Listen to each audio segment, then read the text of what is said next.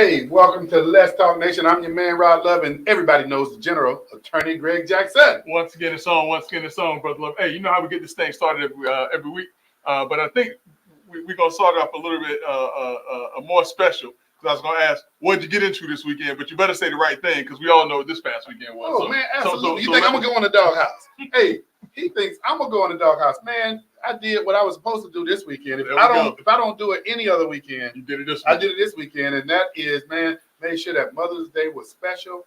Man, and I made sure I took care of home, but I also made sure I called my mama, and I got a whole bunch of other relatives, man, and close friends that I wanted to make sure that day was also special for them, knowing that I recognize what they go through. Absolutely. What about you, man? I mean, listen, man, the same thing, bro. The same thing. So, dinner and spa treatments and all of the other stuff, man. See, for those, Greg will go all the way in, not a little bit, all the way. And matter of fact, Greg, man, I had a great time, man, with your mom and dad at the senior prom. Yeah, they still showing the pictures, man. So apparently y'all was around there taking photos and I was looking.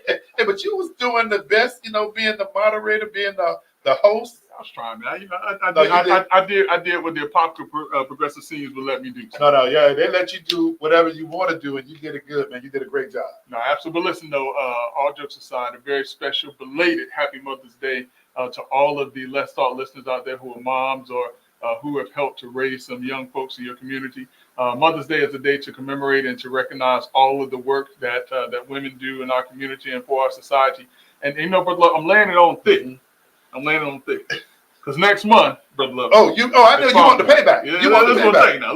What they call it, the big payback. Yeah, listen, you got to give a little to get a little. So I'm laying it on thick because I expect to hear the same types of things come next month for Father's Day. But for this past weekend, Happy Mother's Day to all the ladies who are out there. And Brother Love, for those who don't know. Go ahead and let them know who they're listening to.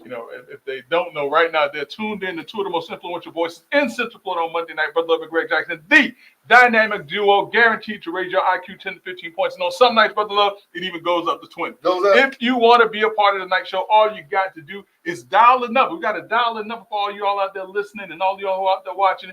321-483-7002. Again, that's 321-483-7002 to talk to Brother Love and Greg Jackson, the dynamic duo. Brother Love, you know what we got to do? We got to let's get it on. All right. Hey, man, I just love that intro. Hey, but great, man. I guess first and foremost, man, we need to extend some prayers to one of our team members. Yeah, to family, man. Brother Armando, they had a loss in the family this past weekend. So our thoughts and prayers go out to Brother Armando and his family. He is sorely missed when he's not here, but especially when it's having to do with something as sensitive as the loss of the family. You're right. And talking about friends and family members, want to extend, man, hearty condolence, man, to one of my playing golf buddies.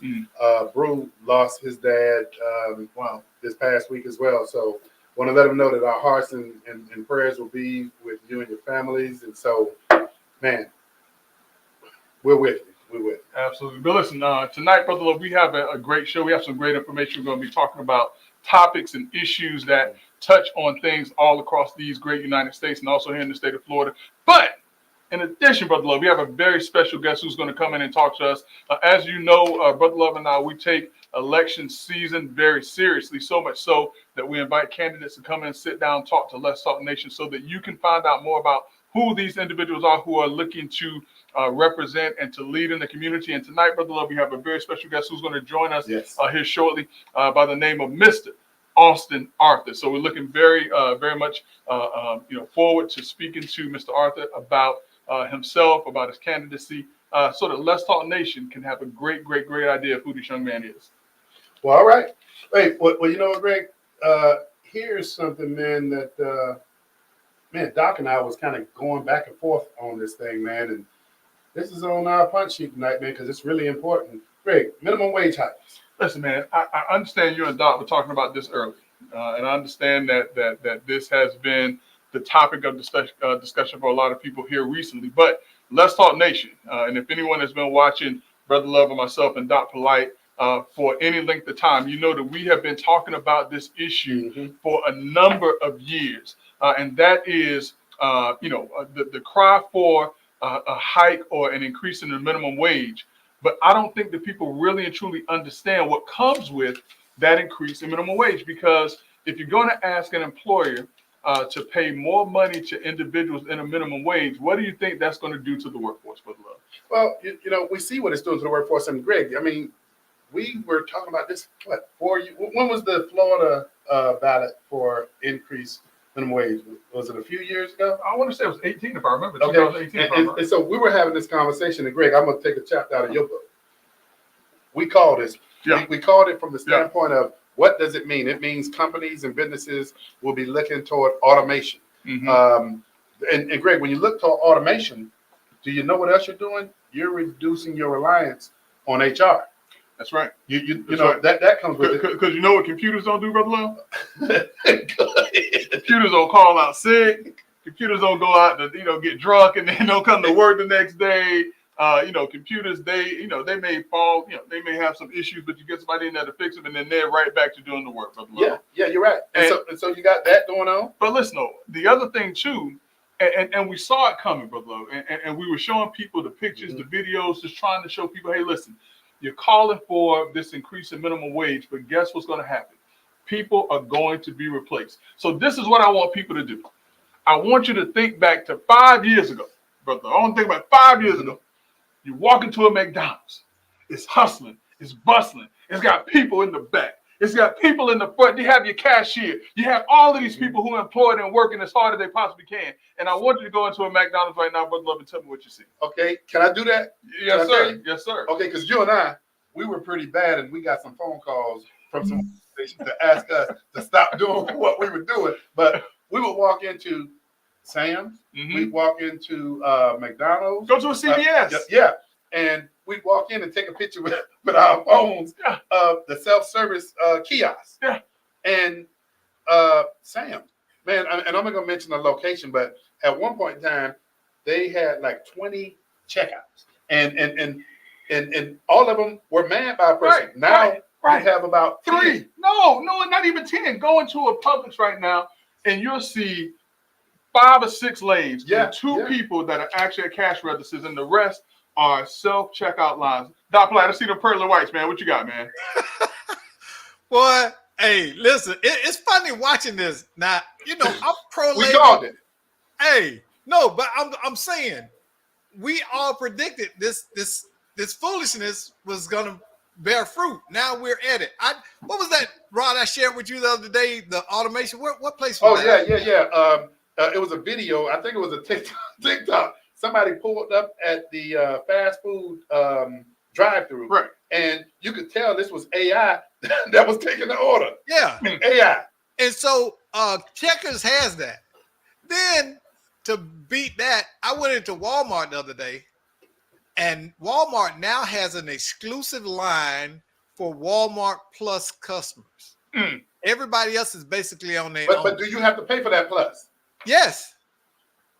You have to be a Plus customer. That means that's sort of like a Prime member. Hey, Doc, here's something, and we did call this. Right. But here's something that I'm going to say me, and not Greg and not Dr. Black. One of the things that I said was there was one grocery store that would not basically succumb to those check out yourself lines. And that grocery store that I said would not do it because their customer service is great. People go to this grocery store because of the customer service. And that turned out to be Publix. And now what you looking like? Yeah. Now wait. Hey, Doc Platt, what type of is it? You got farm fresh or you got cage-free egg on your face? Because Publix, Publix is definitely using. Hey, it look like free range chicken egg, free range egg on his face. But they definitely got it. But I'll take that. I can take this. But listen though. Think about how customer service has been replaced, how humans have been replaced in customer service by AI. When you call a number now, I dare say 75% of that call is handled by AI before you can get to a person, if at all. Right. And a lot of this, I mean, the ones that are not set up on AI, a lot of that customer service stuff is being done in other countries. Yeah. Yeah. And it's because of the labor costs, which we need to go ahead and delve into. Because, Greg, I know you've been paying attention to what's taking place in California now. Yeah. Yeah. Don Play, what you got on that? Man, we were talking earlier about the California stuff. I know you got the numbers on it, but I will say this. They are going to show us what not to do, because I guarantee you it will wreck their economy. There's going to be a trickle-down effect that it's going to impact business taxes, because businesses are going to go out, going to fail. Okay? You cannot take entry-level jobs and pay that amount of money for it. It's just the labor market will not bear that. What something Greg coined 3-4 years ago, when, and I'm gonna let you do this, Greg, because you did it 3 or 4 years ago when you talked about what minimum wage was not intended for.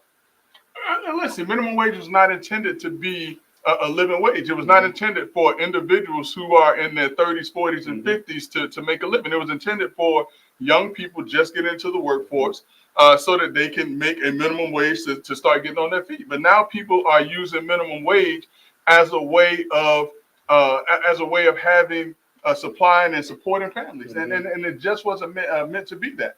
And Doc, to your point, in California, for those who haven't heard the story, in California, right now, the fast food workers, their minimum wage is now $20 an hour. That equates to annually $41,200 a year.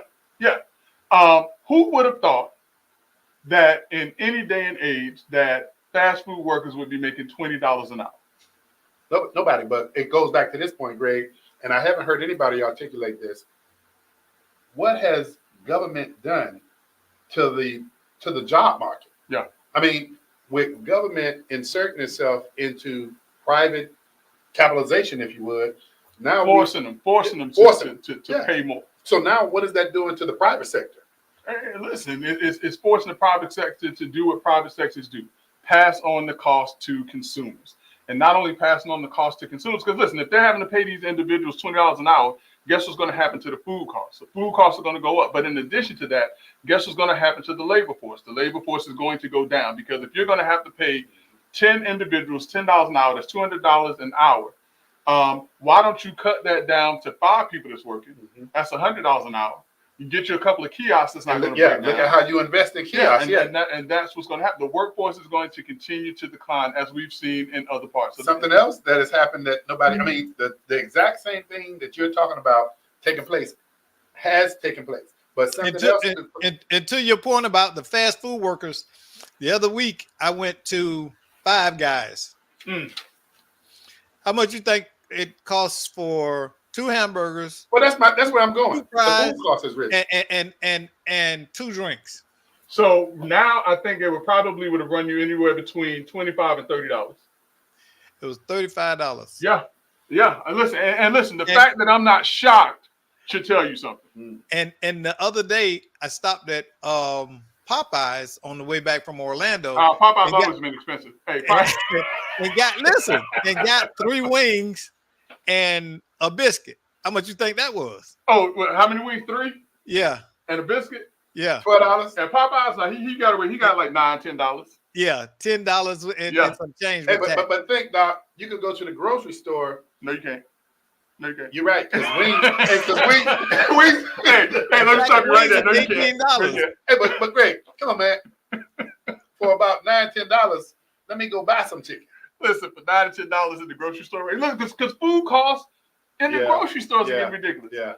I devil dog dare somebody to go to a grocery store with $10 and think you're gonna come out with anything other than you might not even be able to get bologna with your bread with $10 in a grocery store. Of what do you call that pack of about, what is it, 12 or 14 wings? You know how they have them on a little tray? Yeah. That pack costs about $18. That's what I'm telling you. Yeah.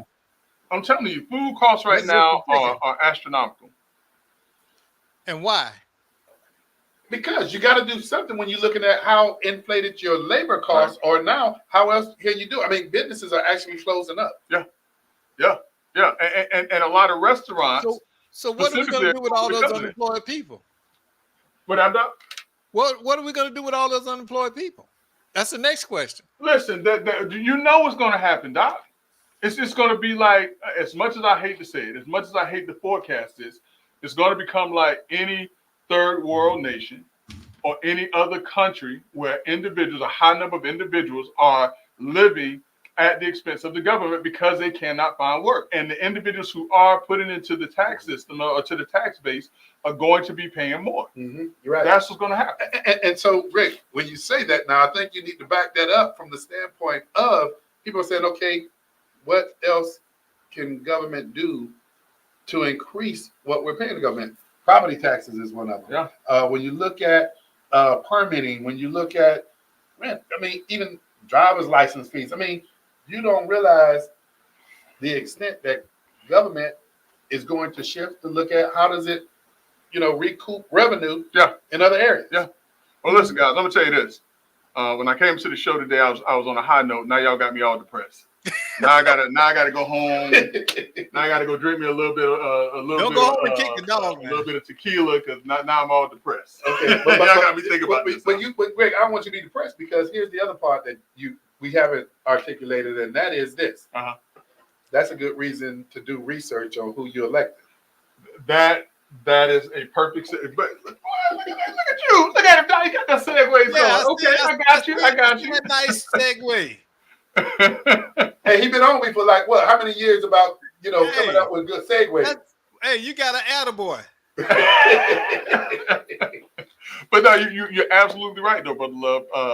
The way that we can address these issues is by looking at who's in office at this point in time, what their thoughts are, what their goals are in terms of addressing these issues, and we have to make sure that those individuals align with how we feel and how we think. Because if you get and Doc, tell me if I'm wrong on this, but if you get individuals who are in this millennial generation, they view this issue way differently than we do because they think that the government should be taking care of people.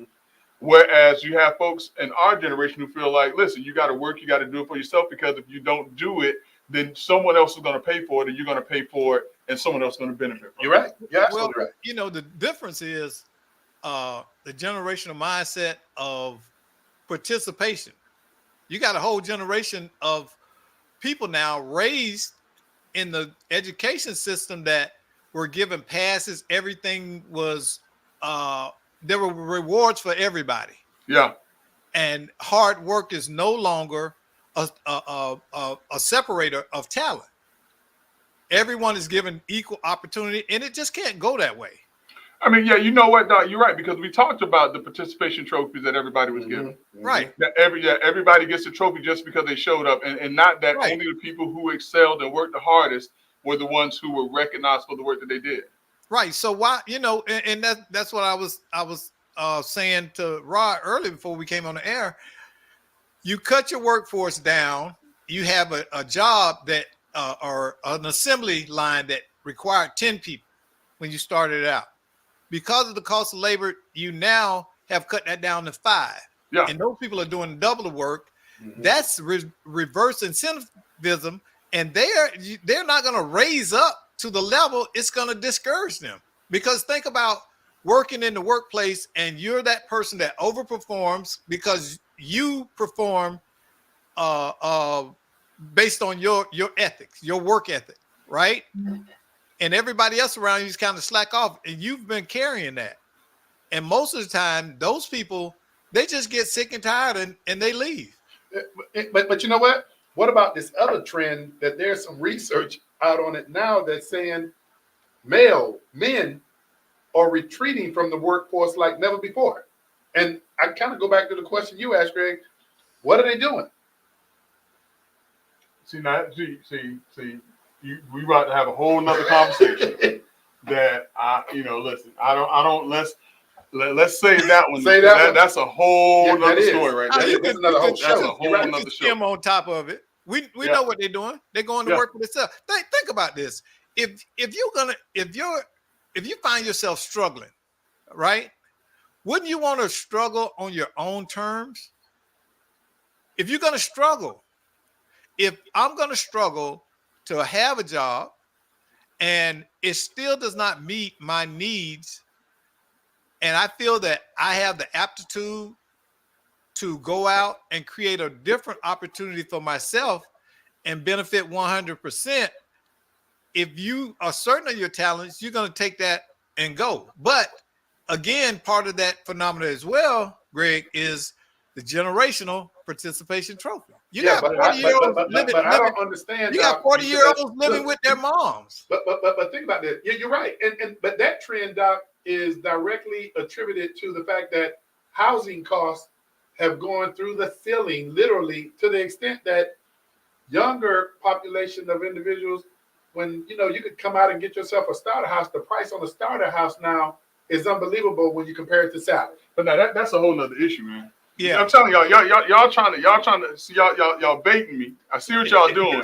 Y'all trying to get me to go down this road. I'm trying to tell y'all tonight is not that night. Tonight is not. Hey, It's this a whole Go nother- ahead. whole Go nother ahead. issue. Let I'm loose. this could be the Pro Bowl, Hey. but I got time tonight. Hey, telling you, take them Tallahassee Brogans off and kick it. Go I'm ahead. telling you, listen. I got restraint tonight. Hey, man. we got a guest. We got a guest. We in got the a house guest in the tonight, man. studio I'm tonight. not gonna do it tonight. man. All right. When I get started on that one, oh boy. But listen, but that topic though. Yeah. Males leaving the workforce, Mhm. the participation trophies are where we seeing, society going right now, man. That is something that, we've been talking about for years on top of years, and we're going to continue to have that conversation because the times that we were talking about are on our doorstep. Yeah. And people need to be prepared and ready for what's coming down the pipe. But again, Brother Love, to your point, one of the ways that we address those things is look at who do we have in elected office. And tonight we have a gentleman who we're going to be talking to who's going to share with us what it is that he's doing, his position, his role, why he has decided to put himself in the in the limelight or in the way of individuals to determine him serving in an elected official capacity. But before we get to that, Brother Love, Orlando City Commission election. Early voting started when, Greg? Early voting started today in Orlando for the District 5 Orlando City Commission race. The actual election is going to be on the 21st of this month, which is next Tuesday. Mm-hmm. And so there was a couple of debates not too long ago. But about three. Yes, and so there were two last week. The last one that I saw, I think, has resulted in an endorsement to one of the candidates by the Orlando Sentinel. Mm-hmm. And so, it's going to be interesting to watch. We're going to stay on top of that as well, and we're going to see what happens, brother. Okay, so Greg, if we're to say that, and who's leading the pack right now? Who knows? I can tell you who has endorsements, but I can't tell you who's leading the pack because And at the end of the day, yeah. Two things that a good friend of mine taught me, Miss Earlene Watkins, who's been around elections for 50 years. And one of the things that she told me, she said, Greg, she says, votes are not transferable. Mm-hmm. And she said, signs don't vote. That's one thing she taught me. But if we talk about endorsements, there's also the curse of certain endorsements to certain people. Mm-hmm. And so, if we're looking at endorsements, some people have gotten some good endorsements from the community. Some have gotten some from the Orlando Sentinel. But at the end of the day, Brother Love, it's going to be up to those individuals who live in that district who make that decision. And the concerning thing about that, Brother Love, is that district has historically underperformed when it comes time to elections. It doesn't matter if it is a general election for president or a special election such as this. That particular district or this particular district has unfortunately underperformed. And I'm telling you, I think that it's going to, the person who walks away from this race is going to win with about 1,000 votes. Low turnout. But you know what, Greg, and I'll say this because I know we need to keep moving, but a good friend of yours and mine has shown us time and time again retail politics. Right. And that retail politics by knocking on doors. Going to those doors. You got to be at the doors, man. You have to be at the doors. And the friend you're talking about. Oh, Mayor Brian Nelson. None other than the Mayor Brian Nelson. Yeah. And listen, he was and is known for touching doors at least 3 times. Yes. And you have to do that. And so, if you're going to do it, if you're going to get your 1,000, 1,500 people to win this race in District 5, if you're not touching the doors, you're not serious. And Greg, that's how I believe you earn people's vote. And listen, I'm going to tell you, because I know somebody who touches those doors, there's a couple of people I know that touch doors. That's why I'm maintaining who I think is going to be up in this race. I'm not going to say it now because it's too close. Gotcha. And you know how we have influenced elections before, Brother Love. Okay. We don't want to put our hands on the scales of the District 5 election, and then we get sideways with other people because I've already said it. I'm not going to say it anymore. But when the election's done, Brother Love is going to say whether or not I was right or wrong. Now, you know the other thing, too. You're hearing the buzz that's going on right now, too. Which buzz? About Donald Trump and who he's thinking about as his running mate. Yeah, man. Who? Yeah. Who? A person that was running against Who? Nick. South Carolina. You said it. You yeah. said it. Yeah. Nikki Nikki Haley. Yeah. Who did I say? You said her. I'm gonna give it to you. Hey, and it came out. What was it this weekend? That I said, and listen, I said it when they were in the thick of disagreement. Didn't I tell you that? You They said were in the thick Hey, of disagreement. See, Greg will remember what he said in time and go back, and he'll let you know you heard it here first. So yeah, I'll give it up to you. But Greg, I want to hear something else from you. What you got, man? I want to hear about this $238 Nah, million. man, you ain't gonna talk about my school like that. Oh man, we got to talk about that. You know, but no, you're right, though, brother. So recently, the greatest school on the highest of 7 hills, greater than any HBCU in these United States, and I'm putting that in front of Howard, Tuskegee, anyone else you want to name. This is Florida A&M University, the greatest of HBCUs. I think we almost got. I'm just gonna tell the truth. So a gentleman by the name of Gregory, don't hold that Gemini against me. something? Yeah, Okay. Germany, I think Okay. it was. He was speaking at Florida A&M University, and he announced during this speech or whatever it was.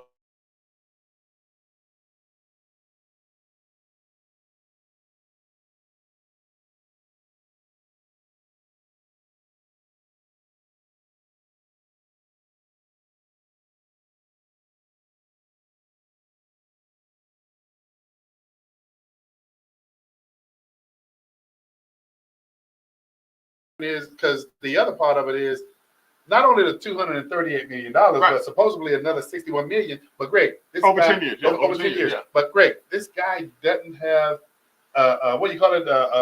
No one knows who he is. Footprint on anything. They can- Whoa. He has one track record, Brother Love, and this is what concerned the university trustees for Florida A&M University. And I am proud that these individuals were not enamored by this significant amount of money. But the one consistent thing that he has is that he offered the same type of deal to another school, and the money never came through. $95 million. The money never came through. And so his track record is he'll stand there and he'll pound his chest and he'll do all of these grand things, but the money doesn't come through. Hey, Greg, this same individual had a GoFundMe. And see, I don't want to. Some of the things we're talking about are the same things that individuals should have done their due diligence on. Yeah. They should have raised the flag. That's right. But here's the more interesting thing that needs to be discussed that HBCUs or that the education system needs to get a better handle of, I think.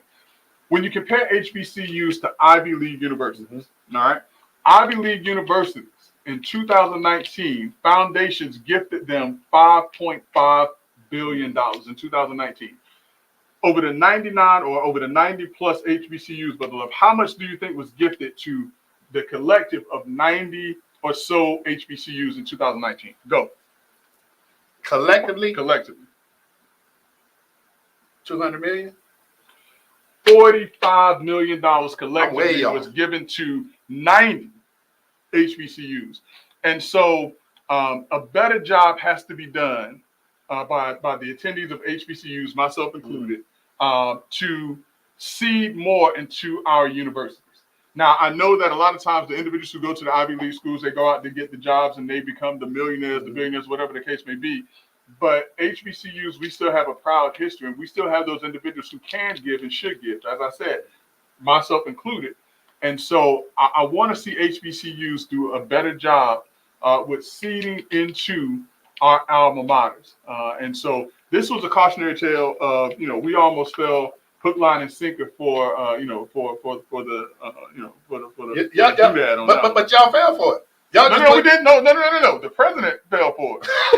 The university trustee said, "Wait, hold on. This don't even sound right." But one university trustee who is the vice chair, and I'm happy that we've known him for years, and that was Deborah Gibbons, that basically said, "Hold up, we didn't even know about this. Right. Number one, but then number two, you guys signed a non-disclosure that you couldn't tell us about. Yeah, this? whatever. Try again. And I'm telling you, thank you to the FAMU University trustees for catching this and keeping everything on the up and up. But Brother Love, we have to. Take a break. We got to get this young man in because he is a very interesting person that we want to get a chance, and we want Let's Talk Nation to get a chance to know too.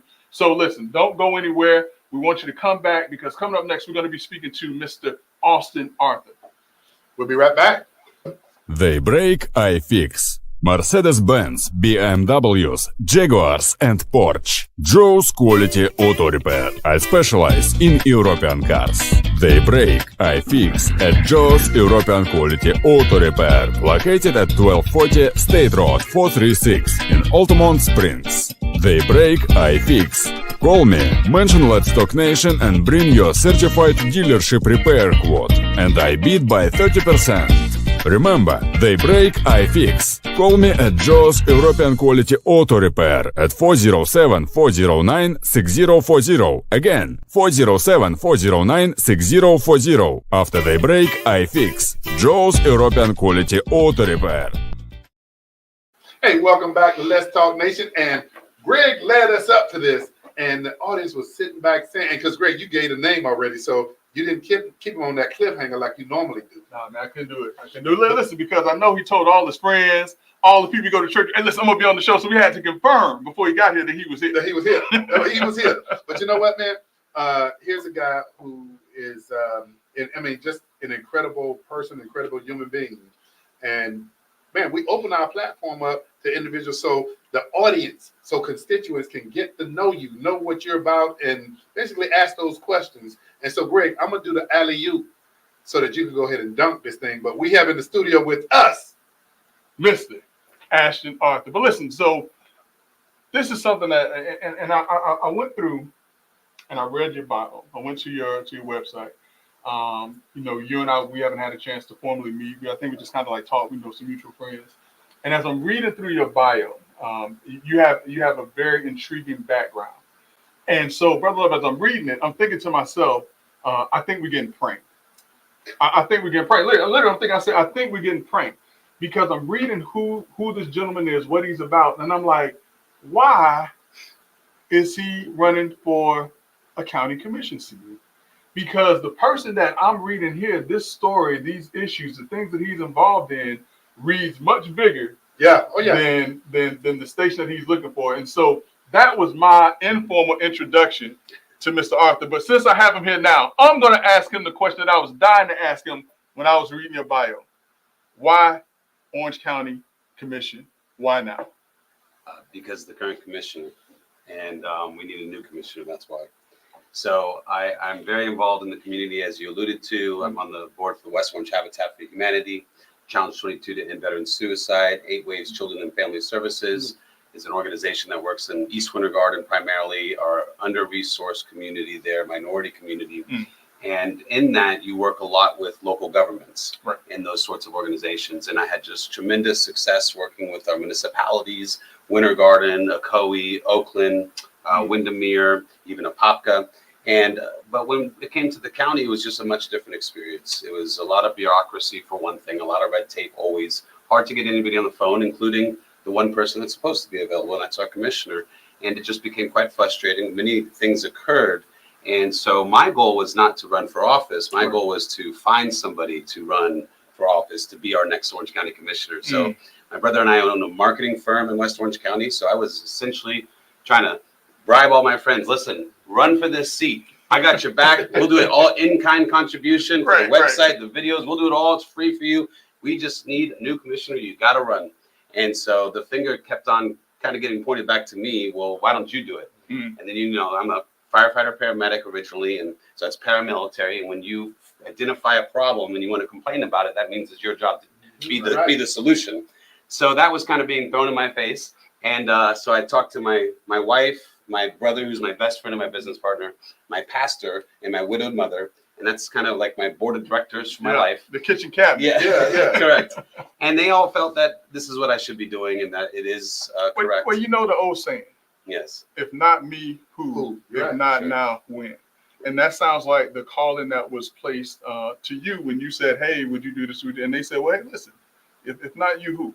But let's talk a little bit more about. Hey, but you know, he mentioned the wife. He didn't mention the kids. You No, gotta, no, you gotta listen, give some listen, credits to this. I don't ask the kids. I tell the kids. Yeah. That's a Okay, whole. There That's you a go. whole. There you go. Traditionalist. There you go. Clear. I just wanted to bring in the kids aspect that But as yes, a wife and kids. Right. yes, we have 3 kids exactly. But let's get a chance to know Austin. All right. High school dropout. Yeah. How did that experience lead you to where you are right now? I think that certain people just aren't good for traditional education. I really believe that. I've always believed that. And I really didn't like school. And I hope my kids don't watch this video.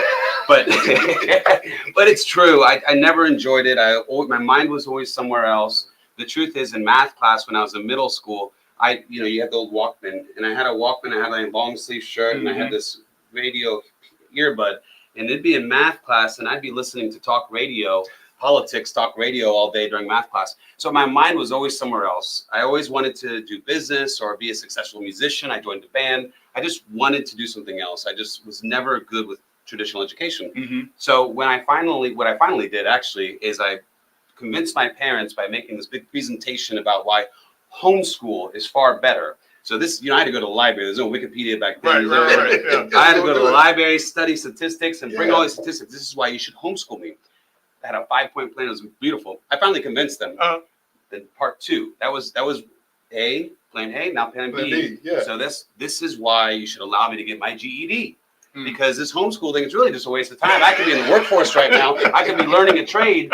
And so then eventually they just, I think, really just got annoyed with me enough and let me get my GED. So you weren't you weren't a high school dropout. Well, I got my GED. But Yeah, no, listen. When you hear that, you think about The disconnect from education. Right. But Sure. you had a plan. Yeah. I did. You Yeah, thought actually, you I had a did. Yeah. plan. Okay. Yeah, I did. Now you traveled with a band. I did. What instrument? What do you play? The drums. Really? Yes. So listen. We should have had that audition here, man. Quietly, everybody wants to be a drummer. I'm gonna tell you that right now. I agree. Everybody wants to be a drummer. I mean, people, they do the guitar thing, Yeah. but everybody wants to Yeah. be in the That's pretty pocket. good. I can tell you. Hey, everybody wants to be in the pocket. Yeah. I can tell you know how to play little drums. So how long did you do that? Oh, I don't know. Long time. I mean, 12 years maybe. Yeah. I'm not really too sure exactly, but probably when I was like 13 or 14, I got my first kit. Another convincing job I had to do on my mom, try to convince her why I should be able to have a drum set in the house. Drove her nuts, but did it. And then I realized that at some point I had to grow up, and the band thing wasn't going to be my career. Yeah. So I now, went now, to- do you still pick up the stick from time to time? Every once in a while, I just don't Yeah. have any time. So the little time I have left, I dedicate that to the kids and wife. There you go. There you And go. so, but I basically realized that the band thing's not working out. We toured across the country. I got in plenty of trouble. Wasn't a good thing. And so I went to my dad and I said, Dad, I want to be like you. He was an entrepreneur. He was a firefighter, paramedic, but also an entrepreneur. Amazing human being.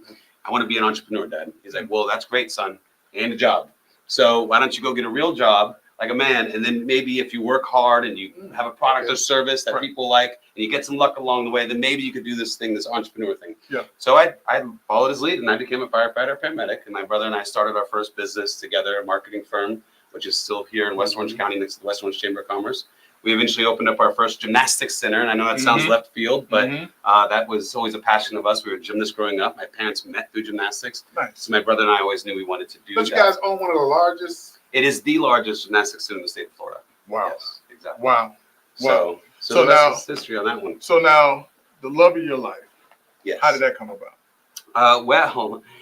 So I lived my life thinking I'm always the smartest person, and that was true until I met my wife. Okay. And so I met her. She came on board to work with the gym, and she was running the gymnastics center for years before we started having all these crazy babies everywhere. And we decided as a family that for us it was best for her to stay home and raise the kids and really do the hard job. And that's what she's doing today. And she's just a tremendous thing in my life. And she's made me a better person. And I love her. I couldn't be doing this without her, and I'd be a much worse person without her as well. So I recognize that. So let me ask this question: what is your platform? Focus, because our audience want to hear about what candidates are focusing on. What are some of the things that you want to prioritize in doing? Well, in our side of the county, so we're the west side of the county. So if you kind of think of it from even Williamsburg, Hunters Creek, Dr. Phillips, Windermere, Winter Garden, Gotha, even Oakland and all of Horizon West, everything that's really the west side, southwest side of the county, below Ocoee and Apopka. The biggest concern I hear from residents, I was peeking a little bit on my ear on the door. You're talking about knocking on doors. And when I'm knocking on those doors, it's really just three things they're saying. And they're saying infrastructure, infrastructure, infrastructure. Yeah. People, especially on the west side, are very upset about the infrastructure crisis we have, and that we seem to be deprioritizing infrastructure in a way that continually has us playing a game of catch up. And that just doesn't work. So that needs to change. So that really is probably the biggest focus for me in this district is infrastructure. Now, remembering that with Orange County Commission, a lot of the very important issues that we all care about and have different opinions on, abortion, gun rights, all these things, that has nothing to do with Orange County Commission. Right. So when I say infrastructure is the biggest deal for the commission, that's because what's pertinent to the job. So I don't get distracted with things that aren't pertinent to the job. Right. But obviously, we also have a homeless crisis in Orange County that needs to be addressed more appropriately. And we have a housing crisis, which is closely tied to that as well. And so the solutions that you will find on those things are not coming forward through the Board of County Commissioners. For example, the housing crisis, obviously it's a supply and demand issue. Right. So you need more units on the market to bring more supply and to also bring down those prices. That's how you fix it. It's just simple economics. So we need to make sure we have that. And one of the other things I will say is we need to be making sure that our residents can afford to live here, and not only be by making prices better in the county, but also by making sure that we have good paying jobs. And the way you do that is not by artificially doing so with the government. It's by making sure that we have a pro-business atmosphere so that you have good businesses that want to do business in Orange County. And then you will see that the rates become competitive, and these businesses will try to get the best paying jobs for the best people. So that's the kind of the mentality I think we have. We have a very anti-business Board of County Commissioners right now in the aggregate. And I think that needs to change because the people suffer with that. Because then they can't get good paying jobs, because the good paying jobs, they don't want to come to Orange County. So once again, you are listening to Let's Talk Nation. Tonight, our very special guest is Austin Arthur, who is a candidate for Orange County Commission District 1, having a very pointed conversation about issues in the community. And we were just talking about this. And Let's Talk Nation heard us talking about this is what do we do about the lack of opportunities, job opportunities in our communities? And it comes down to the thought process of the individuals who are in leadership, i.e. our elected officials. Correct. 100%. And like I say, I think that it is true that probably the most immediate thing that the Orange County Board of County Commissioners can be doing is making sure that we're pro-business again, that we're friendly to businesses, that we're attracting good businesses, because that'll bring good paying jobs. And then right now you'll find that, and I'll give you an example. I have a friend that opened a bakery in Horizon West. That's that big master plan community in Orange County, beautiful area. And so they opened this franchise bakery, 2,500,000 square feet, only 2,500, and it's a cookie cutter franchise build out. Okay. Well, that permit took them 9 months to get with Orange County. Now, let me tell you what happened in the same time period of 9 months in Lake County. They built a 150,000 square foot Costco. That was up and built before they could even get their permit for their little cookie cutter bakery.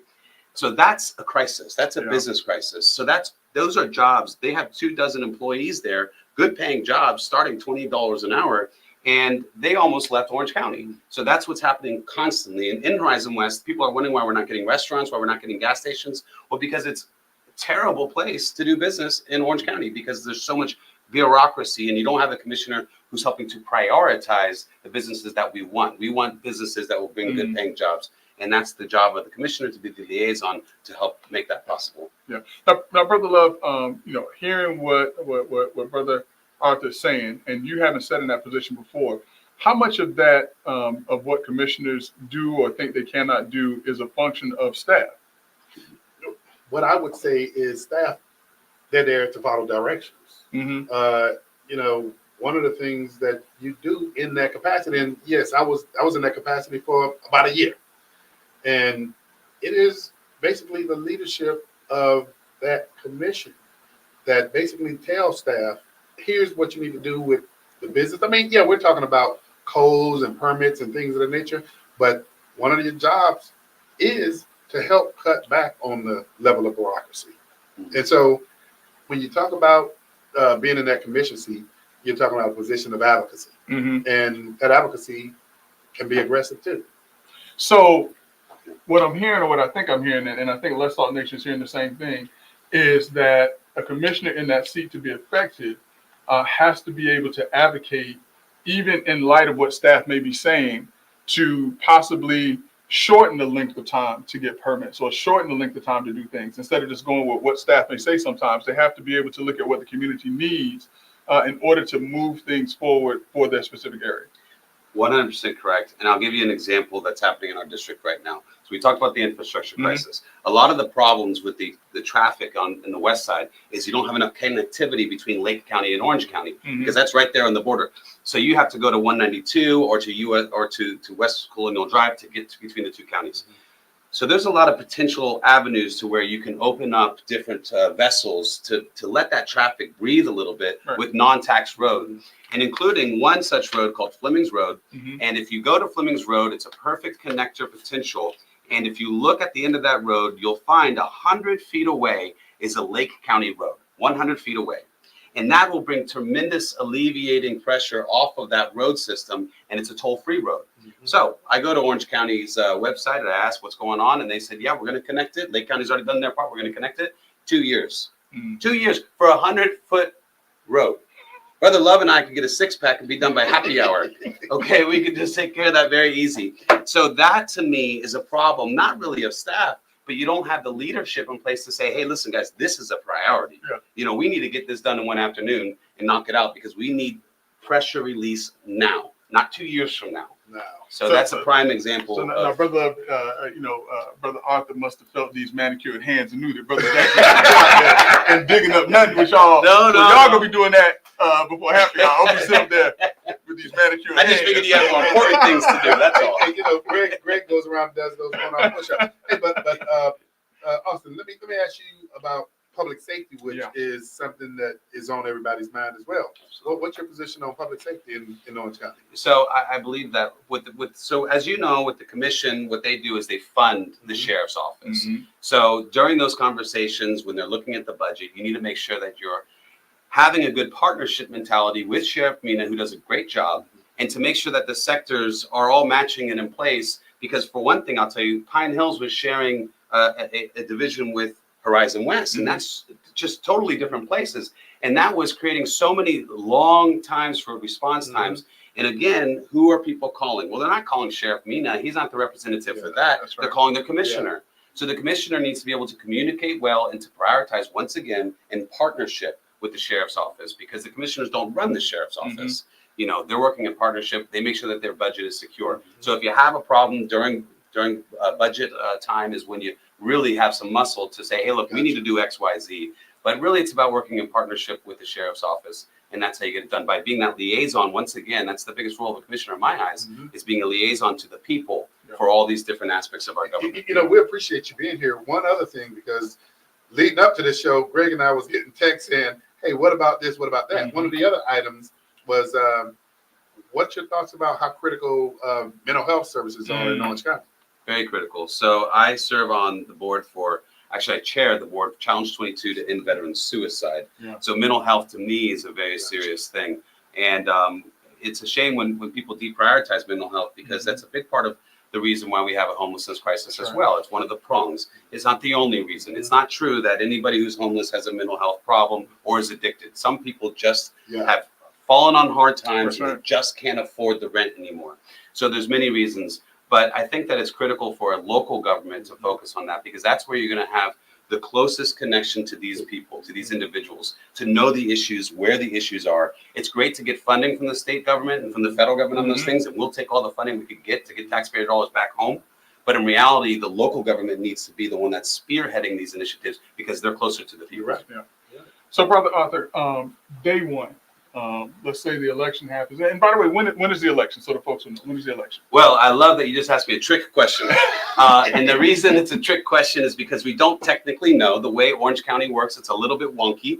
In the commissioner seats, if there are 3 or more candidates, then it is an August election. But if there's only 2 candidates, then it's a November election. Gotcha. So that's decided. It's closing. The qualification period is closing June 10th. So then we'll know if it's August or November. Mhm. I just tell people, listen, plan for August. I'll prep for November. Don't be going out of town in August. You know, get your mail-in ballot if you got to, but we need to procure these votes. Yeah. So, Well, speaking of qualifying, there's two ways a candidate can qualify. Mhm. yes. So please tell our audience what it is. Yeah, it's true. And most people will often just pay the fee. There's a large fee. It's like $4,000. And I believe in being fiscally responsible, especially with people's money. Everybody has a role in a campaign. It's not just the candidate. They're just the ones doing that part. It's also the residents that believe in this movement that are pitching in. And a lot of people pitch in financially. Some people pitch in volunteerism. Some people do all of it. So with that, I want to be responsible with dollars. So for me, from day one, I knew I wanted to qualify by petition to save those donor dollars. Mhm. Because in our campaign, we have people that are donating for the first time in their life, $5, $10. We have anything from a $5 donation to a $1,000 donation. We have the whole spectrum. Yeah. And so we want to be responsible with those dollars. So we wanted to do it by petition. However, But before you leave out, my Yeah. colleague sit to my left because see, we like to break things down over here. Sure. So, Greg, tell people what qualifying by petition means. Yeah.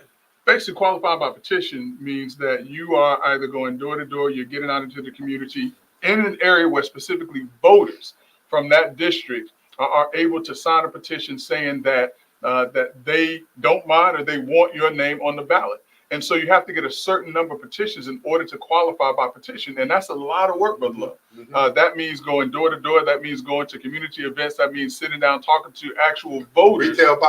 Retail politics, actually talking to real voters and saying, hey, my name is, this is what I'm thinking about doing. Will you sign my petition? And that is, in a way, your first introduction to a potential supporter right there. exactly correct. So I'm going to pass the baton back to you. Thank you. So what happened with us is I called the supervisor of elections office. You know, I've never run for office before. I'm not a political, I don't know all these things. So I say, hey, when do I need those petitions? Oh, yes, sir. It's going to be June 10th. I say, great, June 10th. Write it down in big letters, June 10th. And so we got a campaign now. Our campaign manager went there last week and said, no, it's not June 10th, it's May 10th. Sorry. So we had a plan. Really? So we, oh, really? Yeah, trust me. So we had a plan for the last 40 days, a big plan, you know, a big biblical 40-day plan. And then that was totally taken out from under us. We got actually 10 days left. So we rallied the folks. We said, listen, we got a lot of supporters, a lot of energy in this campaign. I called everybody. I said, this is what we need to do. We need to get out there. We need to get these petitions. Tell me who wants to meet me. I'll get on the phone. I'll go over and drive over there and meet them. And then I'm going to go to every single event. It was so crazy. My wife, sister, has her child's first birthday. And that was this Saturday at our house. And my wife said, I need your help, you know, and all these things and clean this and do that, the garage, everything. And I'm like, I don't have any time anymore. I just got zero time. So I'm up 3 a.m. cleaning the house. And then I went to an event that day and an event after, and then had the family time in between, made it happen. And we went from a situation where we were 800 short 10 days ago to now it takes 1,500 petitions to qualify, to be exact, 1,451. And we ended up with 1,800 petitions. Nice. So not only did we meet the goal, we far surpassed the goal. And listen now, for those who don't understand, it's not just turning in a petition and they're counting it. It's you turning in the petition, making sure, and they make sure that the signatures are on there. A lot of times they make sure that the signatures match. They make sure that all the information are on there. So that is 1,800 verified. Yeah. So I'm sure that if it was 1,800 verified, that how many people actually heard your name and getting those petitions? I think a lot of people heard our name, and you're right to the point. It's that grassroots sentiment that people are learning your name for the first time. You're casting vision. You're letting them know who you are. You're showing them your face, and it's really just a powerful thing. And I think that that's going to make the difference, because now we have the tracks are greased. We know a lot of people in all different parts of our community, and I'm just excited. I feel a lot of energy. You know, that was today, so I'm going to go have a little champagne with my wife, you know, and then I'll be back in bed in 5 minutes because we got to wake up at 4:30 a.m. So, and you know what? And you know what? We would be remiss if we didn't mention the job that the supervisor of election is doing, Glenn Galzine. I mean, the transparency aspect that's taking place there, and the different innovative approaches that he has going on. And I saw a press release last week about voter outreach that he's advocating for. So Glenn Galzine is doing a great job over there. No doubt. Well, listen, we only have about 5 minutes left. And so, Ms. Arthur, this is your time to talk to voters, tell them how they can help if they want to be engaged, involved in your campaign. I will say this before I turn that over to you. You have someone that I believe that's working with you that I call this person the political guru by the name of Kyle Alexander. Yes. Very sharp, very, very sharp, and knows politics in and out. I know it like the back of my hand. She knows it like the front of her hand, and then she can track the marks on it too. So That good, that good. She's good. She's good. So, but Yeah. tell the voters, talk to the voters about how they can help get engaged and things like that. And let me start there with that. You know, with Orange County, the commission is not a partisan seat. That's right. So this is not Democrat or Republican. Like I alluded to before, this is not about abortion or gun rights. This is about our schools, making sure that we have infrastructure for those schools and making sure that we have housing that people can afford, that people can have jobs, that they can live where they work. And so that's the issues that we're focusing on in Orange County. And you mentioned Kyle, and I'm glad you did, because her and I, we don't see eye to eye on all the political issues. Mhm. She comes from a different political persuasion than me, Mhm. but we're friends. And we're friends because we see those differences as differences, and we know the things that we agree on, and we work together. And that is my whole vision of this campaign. So I begged Kyle, I'm like, you got to help me out with this campaign because I need all the voices, because this is not about Democrats. This is not about Republicans. That's right. This is about Orange County residents, pure and simple. And so we're just bringing common sense back. We're not trying to fight with anybody about Tallahassee and Washington, D.C. stuff. We just believe in the residents. So that's what we're doing. We're working hard for it. I want to be the most available candidate that Orange County has ever seen, so that I'll be the most available commissioner that Orange County has ever seen. To that aim, my cell phone number is 407-305-2052. That's 407-305-2052. You can text me, call me, email me, send a pigeon, whatever you got to do, but I'll be available and I'll be there for you. I'll come out and say hi and whatnot. So that's really just what it is. We just believe in local governance. We believe in small governance, and we believe that the people need to be heard. We need a commissioner that's involved in the community. You can't just be for the people. You have to be of the people and with the people to understand their needs. And that's what we're doing. So if you'd like to know more about it or like to get involved with our campaign, you can go to voteaustinarthur.com. That's voteaustinarthur.com. We're going to do infrastructure first. We're going to have common sense, and we're going to bring back community-driven leadership. And Brother Arthur, if they can't come out, if they can't put boots on the ground, I'm certain that there's a way that they can seed into your campaign Sure. to help out that way too. So Thank you. So that's true. Like I say, people say money is fuel for the campaign because it's really, I tell people, and I have the marketing firm, so for me, this is big. A political campaign is really just a big marketing campaign, and you're trying to market your vision. Yes. You're trying to market your vision to folks. If they don't hear about your vision, they can't decide whether they like it or not. Sure. So we got to get the word out, and that costs money, unfortunately. It's a necessary evil of politics. So if you have it on your heart to give to our campaign after checking us out, you could go to voteaustinarthur.com and do so. Voteaustinarthur.com/donate, and you could give even $1. Really honestly does make a difference because it's buy-in. It's showing that you care, and it's showing us that there's people that are there with us, even if what they could afford is $1 or what they want to give is $1. We're grateful for that. So we appreciate any kind of support in that way. Well, Austin, what I want to say to you is something that Greg and we extend to candidates. You came to tell your story, and you did it versus Greg and myself doing it, because sometimes people don't like it when we do it. So want to thank you for coming in and basically reaching out and engaging us to come on and let people know who Austin Arthur, and that's for District 1, Orange County Commission. District 1, Orange County, that's the west side of the county. Everything that's south and west of Apopka-Nakohe. So, Greg, I don't know if there's anything left. He came and gave it us all. Hey, listen, man, if he had reached into his pockets and pulled out some receipts, I would have believed him too. So. Hey, and you know what? That's what it's all about. Too. Yeah. But, hey, Austin, we greatly appreciate you coming on Let's Talk Nation. Here's where candidates can come and you can tell people what you're about. And you hear it from their mouth versus Greg and I telling your story for you. So, man, you just, keep the grind on, man, because, you're hitting where the rubber hits the road, man. Thank you. And we appreciate it, man. So, with that, Greg, I don't know, man. This is one of those situations where he's leaving it all on the field. Listen, he left it all on the field, but listen, we want to say that we appreciate everyone who joined us for tonight's show. Again, we had a very special guest to talk to us about his vision, what his plans are, and running for Orange County Commission District 1. And we just want to say thank you to you. Thank you to you. Listen, and we cannot say this enough, and people forget this sometimes, but say thank you to your family, your wife and your kids, because it is a sacrifice for them as well when you are out there getting a chance to find out what's important for the community. So thank them for us as well. Well, thank you for saying that. And Kelly, I love you. I know you're watching. Thanks for putting up with me and believing in this for the community. Couldn't be doing it without you, honey. So I love you. Hey, my friend, thank you very much Hey, for coming. thank you guys. I like your Appreciate it. style. You like our style? All right. Oh yeah. Hey, tell definitely. you what, Greg hears this all the time, but Greg, my brother, we've done another one in the chapter. Yeah. You don't have to go home. But you got to get out of here. Until next Monday on Let's Talk Nation, please join us from 7 to 8 p.m. We're going to bring it to you. See you next time.